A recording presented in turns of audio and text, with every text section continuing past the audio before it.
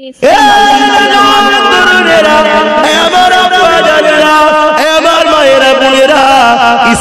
তো সহজ নয়। আল্লাহ নবী জানিয়ে দিলেন কেউ যদি এতিমের মাথায় হাত বোলায় সেজন্য আমি রাসূলুল্লাহ আমার মাথায় হাত বোলালো। কেউ যদি এতিমের পরনের কাপড় দেয় সেজন্য আমি রাসূলুল্লাহ মাথায় কাপড় দিল। কেউ যদি এতিমের পিপাসা মিটায় কাল কিয়ামতের ময়দানে যদি সবাই নফসি নফসি করবে মাথায় এক ব্যক্তি লেখাত করে সূর্য আল্লাহ নামিয়ে দেবে, 12 ঘন্টা আল্লাহ বাড়িয়ে দেবে, যে সূর্যের তাপে জমিনটা পুরো লাল হয়ে যাবে। আল্লাহ নবী সাহাবাদেরকে বলেছেন বাবা সাহাবারা ওই কিয়ামতের দিনে এমন পাপ পাওয়া যাবে নিজের ছেলেকে জমিনে শুইয়ে দিয়ে তার বুকের উপরে পা দিয়ে দাঁড়িয়ে যাবে। ওই কিয়ামতের দিনে এমন মা পাওয়া যাবে নিজের মেয়েকে জমিনে শুইয়ে দিয়ে তার বুকের উপরে পা দিয়ে দাঁড়িয়ে যাবে। ওই কিয়ামতের দিনে এমন ছেলে মেয়ে পাওয়া যাবে নিজের জনমদাতা বাপ এবং জনমদাত্রী মাকে জমিনে শুইয়ে দিয়ে তার বুকের উপরে পা দিয়ে দাঁড়িয়ে যাবে। এ যুবকেরা তরুণেরা বাবেরা আল্লাহ নবীর এই কথা শুনে সাহাবাগুলো রাকাদে ইয়া রাসূলুল্লাহ হাবিবাল্লাহ এরকম কেন হবে? আল্লাহ নবী বলেছেন বাবা সাহাবারা লোহা আগুনে দিলে যেমন পুড়ে পুড়ে লাল হয়ে যায় সূর্যের তাপ 12 গুণ বেড়ে যাবে। বর্তমান কোটি কোটি মাইল দূরে রয়েছে সেদিন মাথা রাখবে দেখতে লেখাত উপরে আল্লাহ নামিয়ে দেবে। ওই দিন সূর্যের তাপে জমিনটা পুরো লাল হয়ে যাবে, মানুষ জমিনে দাঁড়াতে পারবে না। হে যুবকেরা তরুণেরা বাপেরা এই কঠিন দিনে কি হবে তোমার আমার অপায় আল্লাহ কোরআনের মধ্যে জানিয়ে চলছেন জুরুন সুম্মা কদ্দামাত লিগা প্রতিটা নফসের উচিত পরকালে বেশি বেশি চিন্তা করা। এই কঠিন দিনে তোমার আমার কি হবে উপায়? আল্লাহ পাকের কাছে যদি কোনো ভুল করো হকুল্লাহ যদি কিছু বাদ চলে যায় আমার আল্লাহ বড় দয়ালু তোমাকে ক্ষমা করে দেবে মাফ করে দেবে বলেছে। কিন্তু বান্দা যদি হক মেরে নাও ওখানে আমার আল্লাহ বলেছে আমি মাফ করব না। এই যুবকেরা তরুণেরা এই কিয়ামতের দিনে তোমার আমার কি হবে উপায়? বাবেরা নওজওয়ানেরা তরুণেরা আল্লাহ নবী মক্কা জমিনে আগমন করলেন। নবী আমার আস্তে আস্তে বড় হতে লাগলো। সবাই আমার রাসূলুল্লাহকে ভালোবাসে, সবাই আমার নবী পাককে প্যার করে। 40 বছর বয়স হয়ে গেল। আল্লাহ নবী কাবার সামনে দাঁড়িয়ে গেলেন। দাঁড়িয়ে গিয়ে এলাকার মানুষগুলোকে ডাক দিতে লাগলেন, এলাকার মানুষেরা এদিকে আসেন। সবাই এসে জড়ো হয়ে গেল। কেন? আমার নবীর আখলাক, আমার নবীর আদর্শ, আমার নবীর লাইফ স্টাইল, আমার নবীর চরিত্র 40 বছর ধরে মক্কার মানুষ দেখতে লেগেছে। কোন দিনের জন্য আমার রাসূলুল্লাহর লাইফে চরিত্রে কোন এমন কাজ তারা দেখেনি যেটা মানবতার বিরুদ্ধে, সভ্যতার বিরুদ্ধে, ইনসাফের বিরুদ্ধে। এই যুবকেরা তরুণেরা বাপেরা আমার নবী পাকের ডাকে এলাকার সবাই এসে দাঁড়িয়ে গেল। আল্লাহ নবী বলতে লাগলেন, ওই যে পাহাড় দেখছে একটা পাহাড়কে লক্ষ্য করে বললে ওই পাহাড়ের ওই দিকে একদল লোক আছে, যদি আমি রাসূলুল্লাহ বলি, আমি মুহাম্মদ যদি বলি তোমরা কি মেনে নেবে? তারা সবাই বলল হ্যাঁ আমরা মেনে নেব। আল্লাহ নবী বলল তোমরা তো দেখুনি তাহলে মানবে কেন? তারা তখন একটাই কথা বলতে লাগলো, 40 বছর ধরে আপনাকে দেখছি কোনদিনের জন্য আপনি মিথ্যা কথা বলেন না, আপনি হলেন আল আমিন। আপনি যদি বলেন ওই পাহাড়ের ওই দিকে লোক আছে তাহলে অবশ্যই সত্য কথা বলছে, আমরা ওটা মেনে নেব। আল্লাহ নবী বলেছিলেন তোমরা যেমন এটাকে না দেখে মেনে নিচ্ছ, আমি রাসূলুল্লাহ বলি তোমরা মেনে নাও লা ইলাহা ইল্লাল্লাহ, আল্লাহকে সিওয়া দুসরা কোই মাবুদ হি নেহি, এটাকে তোমরা মেনে নাও। যারা আমার রাসূলুল্লাহ এত তারিফ প্রশংসা করলো তারাই নবীর বিরুদ্ধে দাঁড়িয়ে গেল। এক্ষুনি বললো যারা রাসূলকে চির সত্যবাদী তারাই আমার নবী পাকের এই কথাটাকে মানতে চাইছে না। শুনছেন তো আপনারা? কেন? তাদের বক্তব্য আমাদের বাপ দাদুরা এরকম করেছে, আমরা এই দিকেই থাকি। হযরতে নবী ঈসা আলাইহিস সালাম চলে যাবার পর 500 বছরের বেশি এই জমিনে কোন নবী রাসূল আসেনি। না আসার দরুন মানুষগুলো এত খারাপ হয়ে গেছে,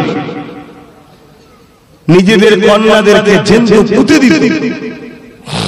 আল্লাহ নবী তাদেরকে বললেন, তোমাদের স্রষ্টা একজন, তিনি হলেন আল্লাহ, মেনে নাও। তারা কেউ মানতে চাইছে না, আল্লাহ নবীর বিরুদ্ধে চলে গেল।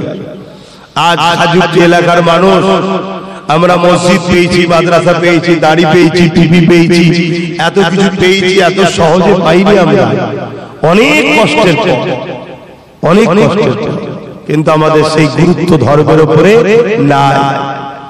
আজকে আমার ধর্মকে কত রকম পরিকল্পনা করে ক্ষতি করার প্ল্যান চলছে, আমাদের সেদিকে কারো খেয়াল নাই।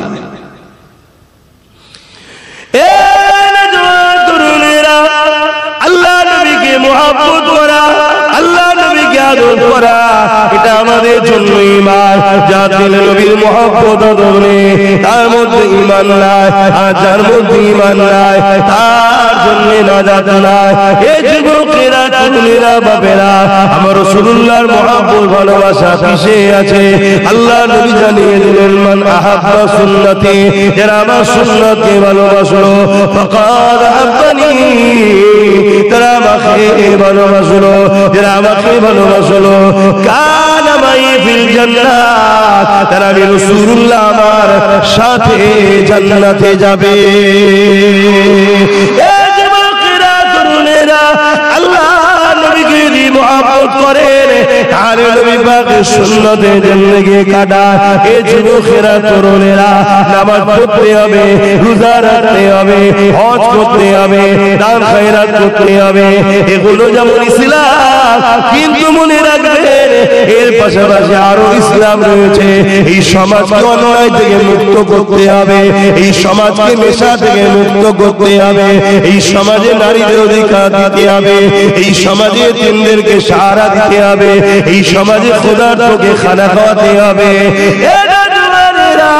এক সময় একজন ইহুদি চলে এলো, আল্লাহ নবীকে সে জিজ্ঞাসা করতে লাগলো, ইয়া রাসূলুল্লাহ, হাবিবাল্লাহ, হে আব্দুল্লাহর বেটা মুহাম্মদ সাল্লাল্লাহু আলাইহি ওয়াসাল্লাম, ইসলামে সবথেকে ভালো কাজ কোনটা?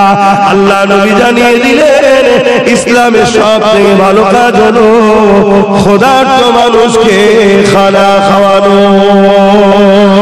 আরো জোরে বলুন সুবহান। খোদার্থ মানুষকে খানা খাওয়ানো ইসলামের সবথেকে ভালো কাজ। নামাজের কথা নবী বললেন না, রোজার কথা বললেন না, খোদার্থ মানুষকে খানা খাওয়াও।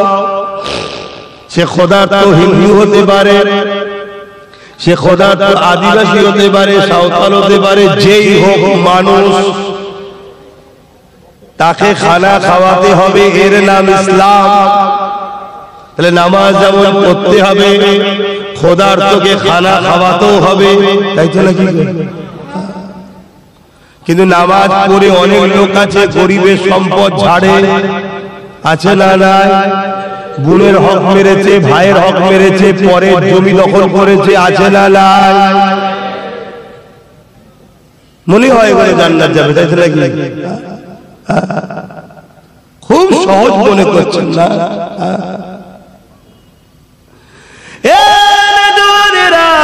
যদি আপনি নামাজ কাজা করে ফেলেন, যদি আপনি সিজদা রুকু ঠিকভাবে নাও দিতে পারে, যদি ভুল ভ্রান্তি হয়েও যায়, আল্লাহ বলছে ক্ষমা চাই, আমি মাফ করে দেবো। কেন? এটা আমি আল্লাহ আমার হক, আমার কাছে ক্ষমা চেলে আমি আল্লাহ মাফ করে দেবো। আমি আল্লাহ বড় দয়ালু, আমি আল্লাহ বড় গফুর, আমি আল্লাহ বড় গফফার, আমি আল্লাহ মাফ করে দেবো। আল্লাহ কত দয়ালু, সাবাকাত রাহমাতি আলা গাযাবি, হাদিসে কুদসির মধ্যে রয়েছে, প্রতিবারে আল্লাহ পাকের রহমত ও গজবের যখনই প্রতিযোগিতা হয়, প্রত্যেকবারে আল্লাহর রহমত জিতে যায়। এক ব্যক্তি 70 বছর বয়স হয়ে গেছে, জীবনে কোনোদিন আল্লাহকে মানেনি, উপরন্তু আল্লাহর সঙ্গে শিরক করে একজনের উপাসনা করত, যার নাম হলো সাম। এই সাম নামে একটা দেবতা সে উপাসনা করত, মহান স্রষ্টাকে মানত না। একদিন 70 বছর কেটে যাওয়ার পর ভুল করে একবার সামাদ বলে উঠেছে। আমার আল্লাহ পাকের একটা সিফাতি নাম হলো সামাদ, আল্লাহুস সামাদ। এই সামাদ যখনই বলে উঠেছে, আল্লাহ কারো মুখাপেক্ষী নয়, এর মানে আল্লাহ কারো মুখাপেক্ষী নয়। এই কথা যখনই সামাদ বলে ডেকে উঠেছে, আমার আল্লাহ সঙ্গে সঙ্গে ওই বান্দাটাকে সাড়া দিয়েছে, লাব্বাইকা, এ বান্দারে আমি হাজির আছি, বল কি বলতে চাস। ফেরেশতারা বলতে লেগেছে, আল্লাহ 70 বছর ধরে আপনার নাফরমানি করেছে, আপনার সঙ্গে নকল খোদাকে শরীক করেছে, আজ সে ডেকেছে, আপনি কার ডাকে সাড়া দিয়েছেন, সে কিন্তু ইচ্ছা করে ডাকেনি, সামনের জায়গায় সামাদ বলে ডেকে ফেলেছে। আমার আল্লাহ বলতে লেগেছে, ফেরেশতারে তারা তো আমার বান্দা, সে ডেকেছে যখন না সাড়া দিলে আমার বান্দা নিরাশ হয়ে যাবে। আমি আল্লাহ রহমান রহিম, কাউকে নিরাশ করি না। কত দয়ালু আল্লাহ। বান্দা তোর নামাজ কাজা হয়ে গেছে, কার তওবা কর, মাফ করে দেবো। বান্দা তুই রোজা রাখতে পারিস নি, কাজা করে ফেলেছিস, তওবা কর, কাজ মাফ করে দেবো। ওরে বান্দা রে, হজ করব, অর্থ থাকার পরও করলি না, মুরব্বি বড় হয়ে গেলি, ক্ষমা চা, তওবা কর, মাফ করে দেবো। কিন্তু হকুন নাস যদি মারিস, গরিবের হক, মানুষের হক, এতিমের হক, বিধবার হক, ভাইয়ের হক, বোনের হক, শুনছেন তো নাকি? আল্লাহ বলছে আমি মাফ করবো না, ওটা ওরকে ক্ষমা চাইতে হবে, ও যদি মাফ করে। বুঝতে পারছেন আমার আওয়াজ? তাহলে খোদার তোকে খানা খাওয়াতে হবে, এটা আমাদের দায়িত্ব আছে না? প্রত্যেকে যদি নিজের গ্রামটাকে আমরা কন্ট্রোল করি, তাহলেই তো সুন্দর সমাজ গড়ে ওঠে।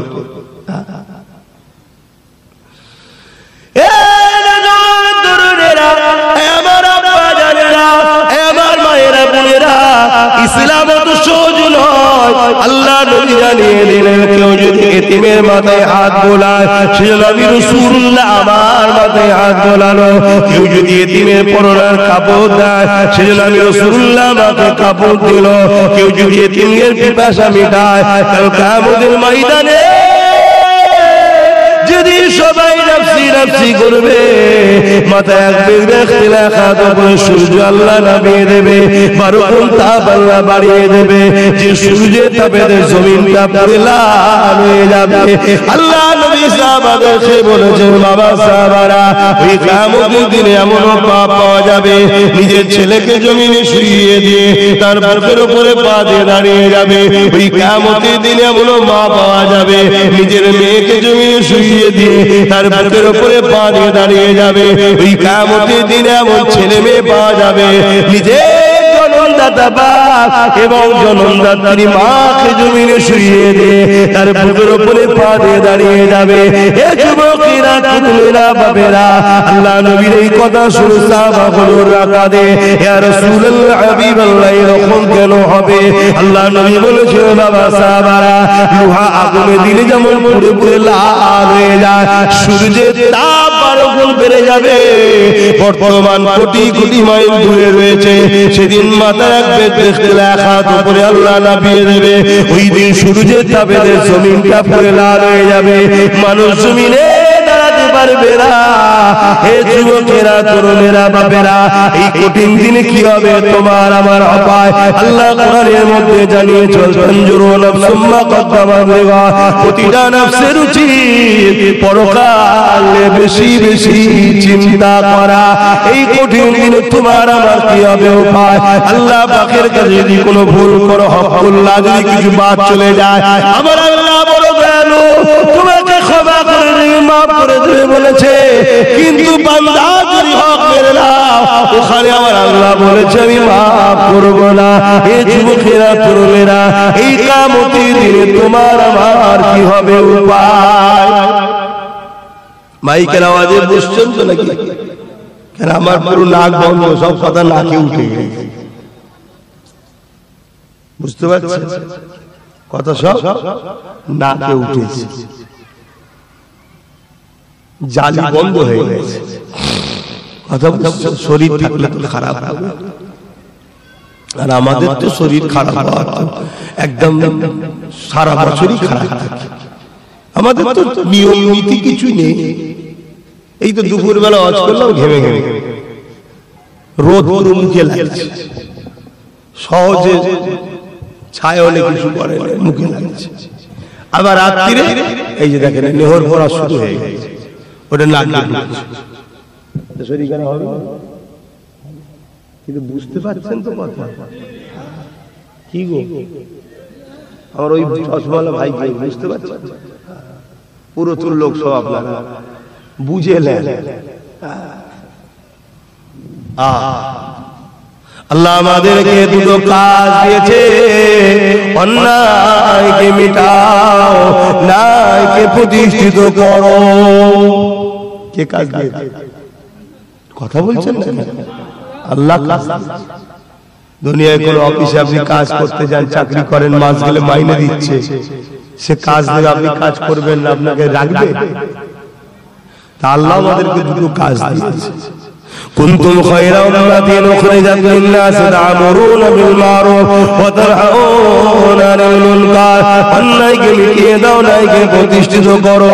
শুধু ভালো কাজ করব, অন্যায়কে মিটাবো না, এর নাম ইসলাম নয়। শুনছেন?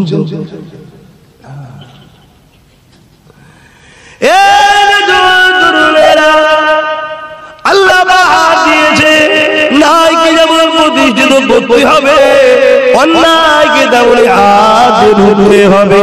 এবারে প্রশ্ন হতে পারে, অন্যায়কে রুখতে গেলে জালিমরা তো তোমার উপরে চড়াও হবে, অন্যায়কে রুখতে গেলে জালিমরা তো তোমাদের উপরে আঘাত দেবে, অন্যায়কে রুখতে গেলে জালিমদের কারাগারে তো বন্দী হতে পারে।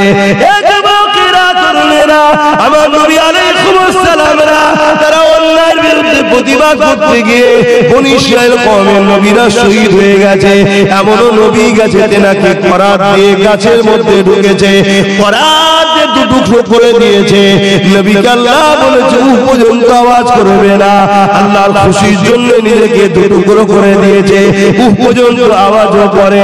তুমি আমি বলি আল্লাহকে ভালোবাসি, তাহলে আল্লাহ তোমাকে তো পরীক্ষা নেবে। আল্লাহ তো তোমাকে দুটো কাজ দিয়েছে, ওই কাজ তো তোমাকে করতে হবে। অন্যায়কে রুখতে হবে, অন্যায়কে মিটাতে হবে, অন্যায়কে শেষ করতে হবে। এই জমিনে গরিব কাঁদবে, আর তুমি মসজিদে সিজদা দিয়ে বলবে আল্লাহ আপনি আমার উপরে রাজি হয়ে যান, এর নাম ইসলাম নয় গো। মসজিদে যেমন সিজদা দিতে হবে, ওটাও যেমন তোমার হুকুম, তেমন গরিবের চোখের পানি মুছতে হবে।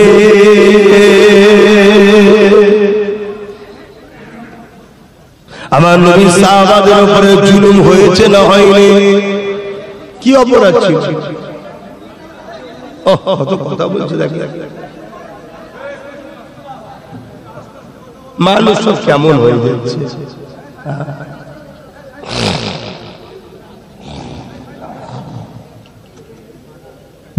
আচ্ছা, এটা রাস্তা, তো রাস্তাটা এইভাবে জাম করলে তো হয় না, এত অবাধ্য হচ্ছে।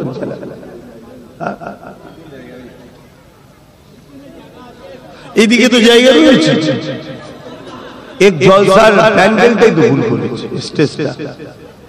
স্টেজটা ভুল করেছে। এই সিস্টেম কেয়ার আছে করতে এই জায়গায়, তাহলে লেখতেন সব সামনে চলেও যেত, ওখানে লোক দেখতে পেত, এই রাস্তা জামদার হতো। ঠিক আছে না, এদের একটু মিস্টেক হয়েছে, কিন্তু আপনাদের বিবেকটা কি বলছে? রাস্তাটা বন্ধ করলে হয়?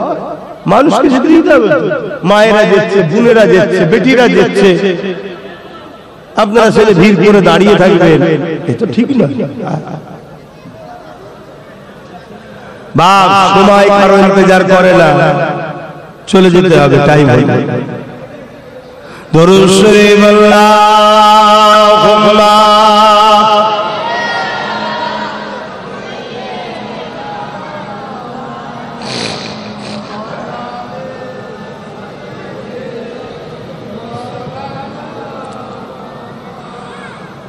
रातें भी मदीने की,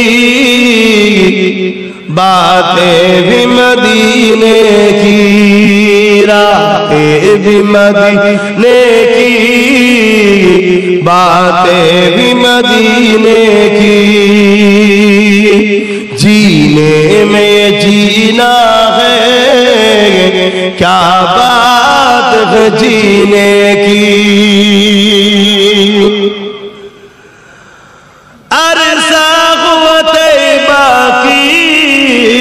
जिस गलियों से गुजरे,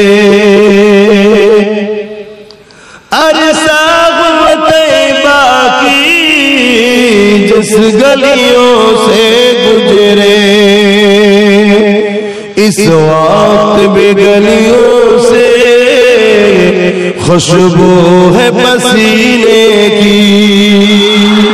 आरो जोरे बोले लब्बाइक लब्बाइक लब्बाइक नारे दिले। আল্লাহ নবীকে কি নিয়ামত করেছে, 1450 বছরের আগে কম বেশি যেসব রাস্তা দিয়ে আমার নবী হেঁটেছে ঘুরেছে, সেখানে গেলে আজও নবীর পাসিনা ঘামের খুশবু পাওয়া যায়। জোরে বলুন সুবহানাল্লাহ। আমরা মাটির রসে তৈরি, আমরা কিসে তৈরি? মাটির রসে, তাই আমাদের শরীর খুশবু বাইর হয় না। আমার নবী হলেন নূরে মুজাসসাম। জোরে বলুন সুবহানাল্লাহ। আমার নবী পাক সাল্লাল্লাহু আলাইহি ওয়াসাল্লাম একটা খুশবু ছিলেন। জোরে বলুন সুবহানাল্লাহ। আম্মা জান হযরত আমিনা রাদিয়াল্লাহু তাআলা আনহার সঙ্গে হযরত আব্বা জান আব্দুল্লাহ হুজুরের যখন নিকাহ হলো, বিবাহ হলো, প্রথম রাত বাসর রাত, প্রথম রাত বাসর রাতে সংসার করতে গেছে। আব্দুল্লাহ হুজুরের সিনাতে নূরে মুহাম্মদ রাসূল ছিল তখন। জোরে বলুন সুবহানাল্লাহ। আম্মা আমিনা হুজুরের কাছে গেল যে ওই নূরে মুহাম্মদ সাল্লাল্লাহু আলাইহি ওয়াসাল্লাম আম্মা আমিনা হুজুরের পবিত্র রেহেমে চলে গেল। জোরে বলুন সুবহানাল্লাহ। পরের দিন থেকে আম্মা জান আমিনা বলছেন আমার শরীর থেকে এক ধরনের খুশবু বাস বেরোতে শুরু হলো। জোরে বলুন সুবহানাল্লাহ। এটা আস্তে আস্তে যত দিন যায় খুশবু বাড়ে, এত খুশবু বেরোতে লাগলো পুরো মক্কা মদিনার প্রত্যেকটা জায়গায় আলোচনা হচ্ছে যে আমিনা এই খুশবু পাই কোথায়? এই খুশবু তো মক্কার কোন জায়গাতে পাওয়া যায় না। এই তো খুশবু কোথা থেকে মাখে? এমনি স্বামী হারা আতর খুশবু তো মাখতে না, আবার খুশবু তো খুশবু, এমন খুশবু যে খুশবু মক্কা কোন জায়গায় পাওয়া যায় না। এই কথা রাসূলে পাকের দাদার কানেও উঠেছে। রাসূলে পাকের দাদা জান দাদিকে ডেকেছে, ডেকে বলছে আমিও খুশবুটা পাই। কিন্তু রাসূলুল্লাহ দাদা ছিলেন মক্কার শাসক কর্তা, কথা বুঝে আসছে, চেয়ারম্যান প্রেসিডেন্ট ছিলেন মক্কা। তাই ব্যস্ত থাকার দরুন কথা হয়নি। রাসূলের দাদিকে জিজ্ঞেস করছে, কিন্তু আজ তো সব জায়গায় আলোচনা হচ্ছে যে আমিনা খুশবু পাই কোথায়? আমি আব্দুল মুত্তালিব রাসূলের দাদা যান, আমিও বিভিন্ন দেশে যাই, নেতাদের সঙ্গে ভিআইপির সঙ্গে ভিআইপির কথা হয় না। তো কোন দেশেও এমন খুশবু পাওয়া যায় বলে আমার জানা নাই। জোরে বলুন সুবহানাল্লাহ। কোথা থেকে পাই? রাসূলে পাকের দাদি জান বলছে আমিও আপনাকে বলবো বলবো মনে করি। আমি যখন আমিনা গোসলখানা থেকে বাহির হয় আর আমি যখন প্রবেশ করি, যেন মনে হয় একটা আতরের ফ্যাক্টরি গোডাউনে ঢুকেছি আমি। জোরে বলুন সুবহানাল্লাহ। এত খুশবু। আল্লাহু আকবার। কি নিয়ামত আল্লাহ আমার নবীকে বানিয়েছে। সেই নবীর উম্মত আমরা, আমাদের ডিউটি কি? আমাদের কাজটা কি জানতে হবে না? আল্লাহ নবী দাদা আম্মা আমিনাকে ডাক দিলেন, ও মা আমিনা এদিকে আসেন মা। কোথা দিয়ে আতর আপনি পান, কোথা থেকে আতর পেয়েছেন মাকে আপনি, যার চর্চা চতুর্দিকে হতে লেগেছে? আম্মা আমিনা বলতে লেগেছেন, আব্বা এই আতর আমিনা মাখে না, আমিনা কোনো খুশবু ব্যবহারই করে না। যেদিন থেকে আমার ঘরে মুহাম্মদ রাসূলুল্লাহ এসেছে, এদিন থেকে খুশবু বাইরে শুরু হয়েছে। এই খুশবু আমার নয়, এই খুশবু হলো যিনি পেটে রয়েছে তিনা। আমার রাসূল যেখানে যেখানে ঘুরেছে আজও সেই নবীর পাসিনার খুশবু পাওয়া যায়।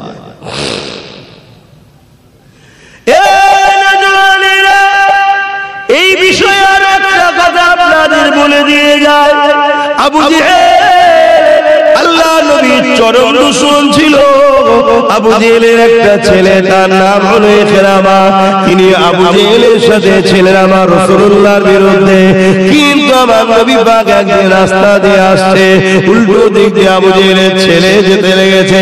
আমার নবী পাককে দেখে আবু জেহেলের ছেলে থাকতে পারে না, ছুটে গিয়ে আমার রাসূলুল্লাহকে বুকের মধ্যে জড়িয়ে ধরেছে। এই যে জড়িয়ে ধরেছে, এই খবরটা আবু জেহেলের কাছে চলে গেছে। আর আবু জেহেল আইন করেছিল, ঘোষণা করেছিল, মুহাম্মদ রাসূলের কাছে কেউ যাবে না, মুহাম্মদ রাসূলের কাছে যে যাবে তাকে কতল করে দেওয়া হবে। কেন আবু জেহেলের বড় ভয় হয় মুহাম্মদ রাসূলের সত্যের কাছে তার রাজত্ব মিটে যেতে পারে। এই রাজ ক্ষমতাকে টিকাবার জন্য আইনে ঘোষণা দিয়েছিল। যেমন আজকের আবু জেহেলরা আইলা মুহাম্মদ রাসূল নবীর নাম লিখাতে এদের ভয় হয়। দেখেছেন না? শুধু নাম লিখেছে আমি নবীকে ভালোবাসি, এতে এদের ভয় শুরু হয়ে গেছে। কেন ভয় খেয়েছে? হুজুরের সত্যর কাছে আমার সন্ত্রাসী সাম্রাজ্য মিটে না যায়। কথা বুঝে আসছে? এগুলো ইন্টারন্যাশনাল সব সন্ত্রাস, এরা জালিম। তো ভাইরা আমার, সেদিন আবু জেহেলেরও ভয় ছিল, ঘোষণা করেছে কেউ যেতে পারবে না, যে যাবে তাকে মৃত্যুদণ্ড দেওয়া হবে। অনেক সাহাবা হুজুররা আমার নবীকে মেনেছে বলে মরুভূমির গরম পানিতে শুইয়ে দিয়ে বুকের উপরে ভারী পাথর চেপে দিয়েছে। হে যুবক শোনো, এত সহজ ইসলাম আছে না। তুমি মনে করছো আমি বিরাট কিছু করে ফেলেছি? না, তোমাকে আল্লাহ অনেক কাজ দিয়েছে, তুমি কিছুই করতে পারছো না। তোমার ডিউটি আলাদা, তুমি ভুল রাস্তায় চলছো। আল্লাহ নবী সাহাবারা মরুভূমির গরম বালির উপরে শুয়ে বুকের উপরে ভারী পাথর চাপিয়ে দিয়েছে, নিঃশ্বাস না নিতে পেরে আমার নবী সাহাবারা শহীদ হয়ে গেছে। এইভাবে অত্যাচার সেদিন আবু জেহেল উতবা সাইবারা করেছিল। এ আবু জেহেল আইন করে দিয়েছে মুহাম্মদ রাসূলুল্লাহর কাছে কেউ যেতে পারবে না, মুহাম্মদ রাসূলের কাছে যে যাবে তাকে মৃত্যুদণ্ড দেওয়া হবে। কেন যে আমার নবীর কাছে যায়, আমার নবীকে নবী বলে ইমানে কলেমা পড়ে মুসলমান হয়ে যায়।